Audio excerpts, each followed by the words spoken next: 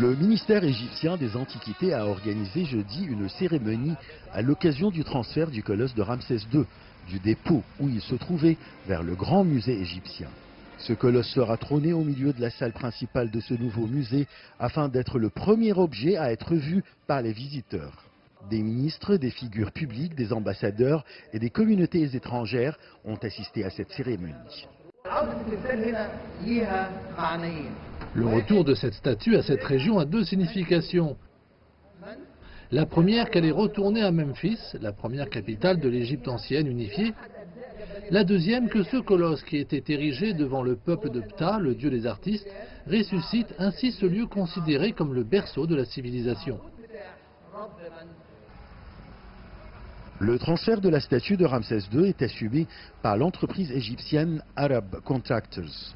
Cette entreprise a également dessiné le trajet que devait emprunter la statue de façon à ce que les terrains puissent supporter son poids qui pèse 83 tonnes.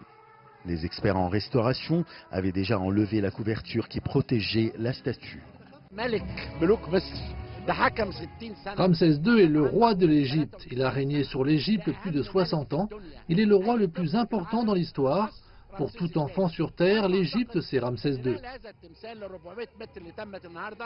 Né aux alentours de 1300 avant Jésus-Christ, Ramsès II règne sur l'Égypte environ 70 ans. En plus des nombreux monuments qu'il a fait bâtir, Ramsès II a fait sculpter de nombreuses statues à son image. Il est réputé pour être un grand guerrier et conquérant.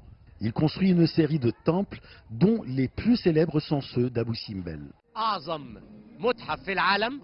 On parle là du musée le plus riche au monde, le grand musée égyptien, du grand roi de l'histoire Ramsès II, de l'antiquité la plus prestigieuse sur Terre, la pyramide. La fusion de ces trois éléments dans un seul endroit est vraiment fantastique. Le colosse de Ramsès II, qui date de plus de 3300 ans, a été découvert au 19e siècle dans la région de Memphis, ou la capitale de l'Égypte ancienne. Il effectue beaucoup de déplacements. En 1952, il réside à la place qui porte son nom au centre-ville du Caire.